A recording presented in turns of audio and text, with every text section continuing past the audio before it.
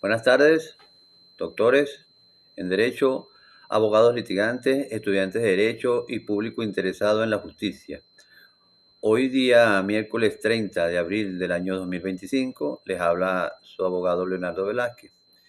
Y hoy vamos a disertar sobre el término de la sentencia, crisol, donde se une la norma abstracta y el caso concreto que constituye el acto final de la función de los tribunales en Venezuela. Por tanto, su estudio va más allá de la simple comprensión y sus tipos y requisitos formales,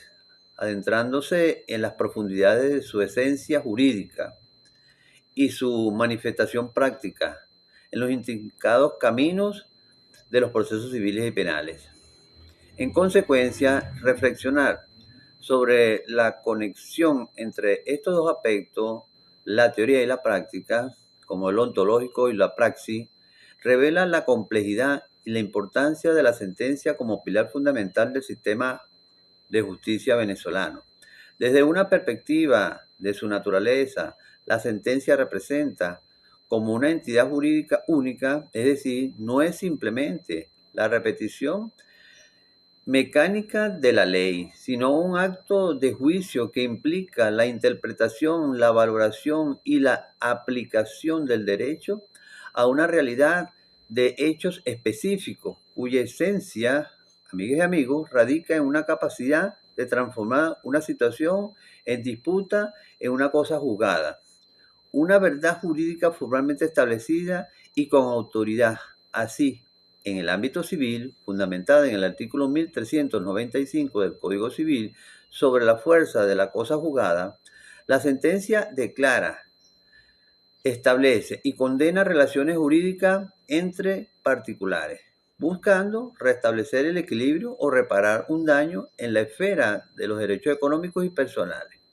De igual forma, en el ámbito penal,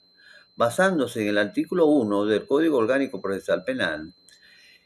que establece la función de la jurisdicción penal de juzgar y hacer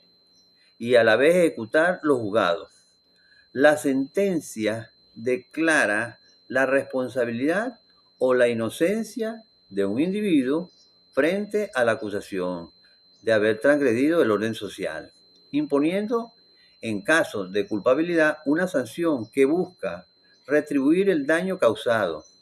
prevenir futuros delitos y, en teoría, rehabilitar al infractor, como lo establece el artículo 272 de la Constitución de la República Bolivariana de Venezuela. Un error común en la naturaleza de la sentencia es la falta de congruencia, donde la sentencia no se ajusta a los términos en que fue planteada en la disputa. En el ámbito civil, esto puede ocurrir cuando el juez decide sobre puntos no solicitados por las partes o deja de decidir sobre aspectos fundamentales.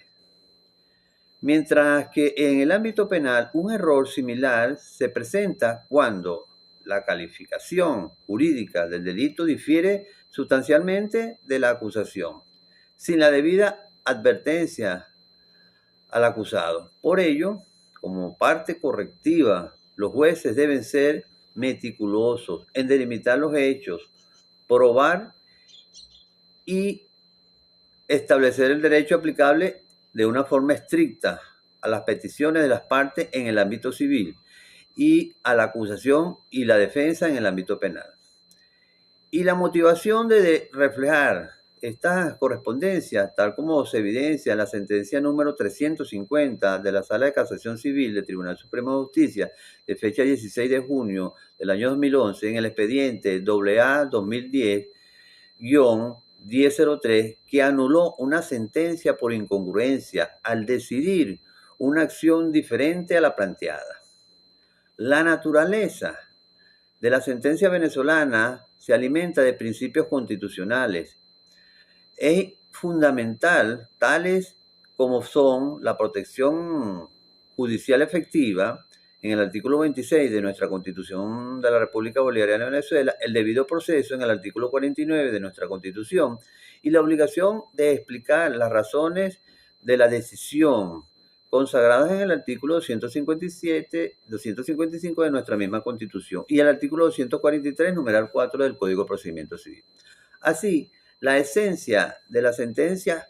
justa reside en sus apegos a estos principios, en la argumentación lógica y la coherente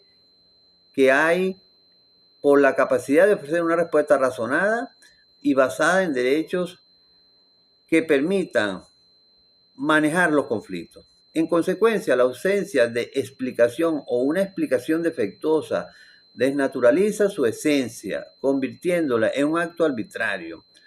y vulnerable a la anulación. Por tanto, la jurisprudencia de la Sala de Casación Civil del Tribunal Supremo de Justicia, en los casos como en el expediente número AA 2018-158, en la sentencia número RC 00321 de fecha 23 de mayo del 2019, con explicación del magistrado doctor Iván Darío Bastardo Flores, reiteró la exigencia de una explicación clara y precisa en un caso de resolución de contrato. Asimismo, la sentencia número RC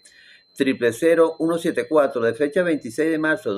2020 en el expediente número AA-2019-403 también de la Sala de Casación Civil enfatizó la necesidad de que la motivación comprenda tanto los fundamentos de hecho como los de derecho, analizando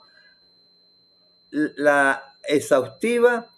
pruebas aportadas por las partes. Un error frecuente en la motivación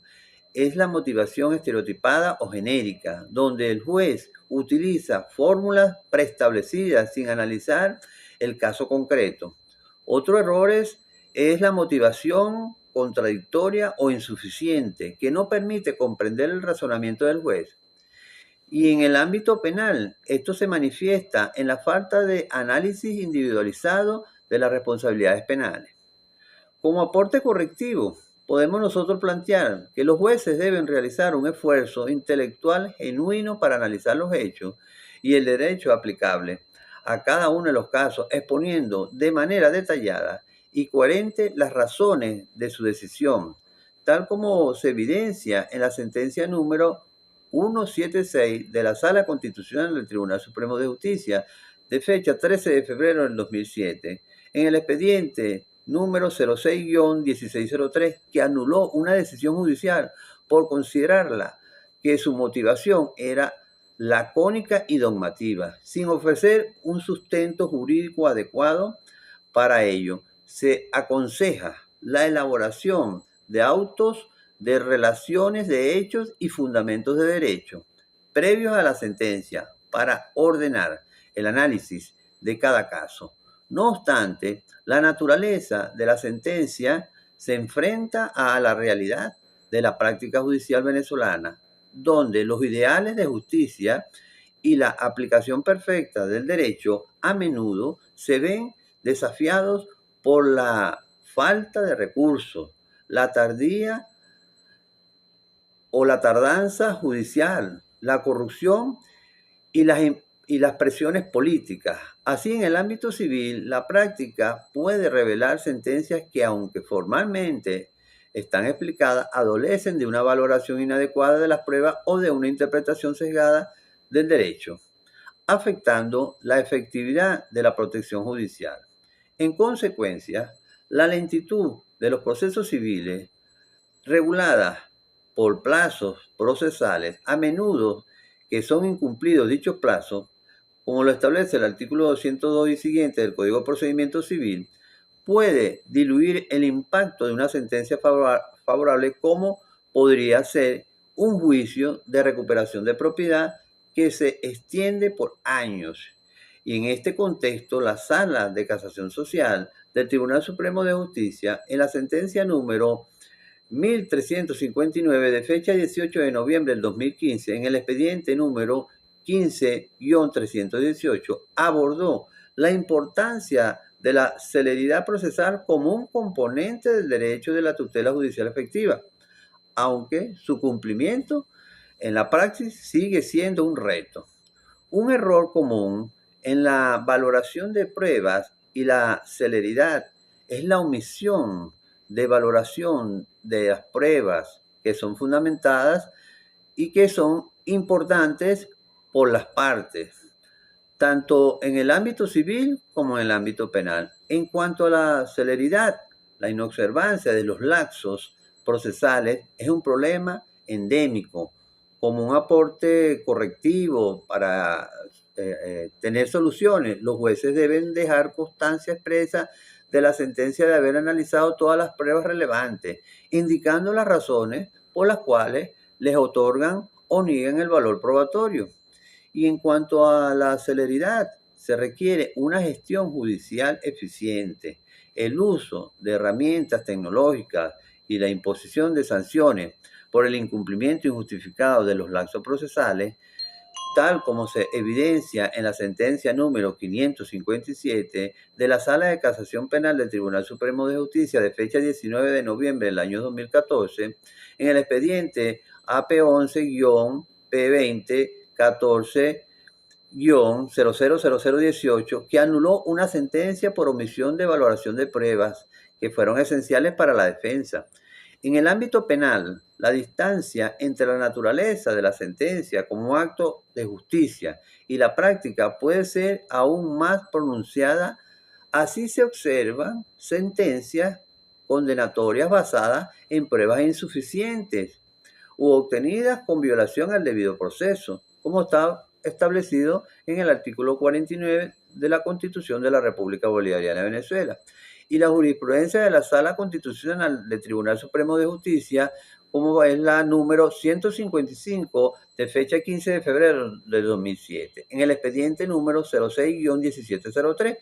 Y en relación con la valoración probatoria en el ámbito penal, la Sala de Casación Penal del Tribunal Supremo de Justicia, en la sentencia número 416 de fecha 16 de noviembre del 2016, en el expediente número AP11-P2016-000173, reiteró la obligación del juez de analizar todas las pruebas incorporadas al proceso. Un error grave en este ámbito es la aplicación errónea del principio indubio pro reo, condenando a pesar de la duda razonable como aporte correctivo. Los jueces penales deben aplicar rigurosamente el principio de presunción de inocencia y la regla de indubio pro reo, absolviendo cuando no se alcance la certeza de la culpabilidad, más allá de toda duda razonable. Por ello, la motivación de la sentencia condenatoria debe ser exhaustiva y demostrar la solidez de las pruebas de cargo. La politización de la justicia penal y la selectividad en la persecución de delitos puede desvirtuar la esencia de la sentencia como expresión imparcial de la ley. Asimismo, la crisis penitenciaria venezolana, además, cuestiona la finalidad de la rehabilitación de la pena impuesta en la sentencia, como lo establece el artículo 272 de la Constitución de la República Bolivariana de Venezuela, como se evidencia claramente en los informes de Organización de Derechos Humanos. En este contexto, la Sala Constitucional del Tribunal Supremo de Justicia, en la sentencia número 1789 de fecha 18 de noviembre del 2014, en el expediente número 14-0925, reconoció la grave situación del sistema penitenciario y ordenó medidas para garantizar los derechos fundamentales de los que están privados de libertad,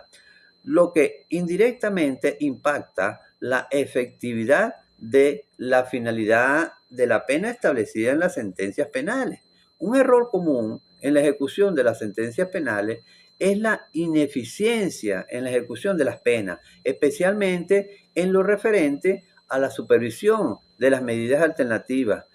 al cumplimiento de la pena de libertad y los programas de rehabilitación como aportes correctivos.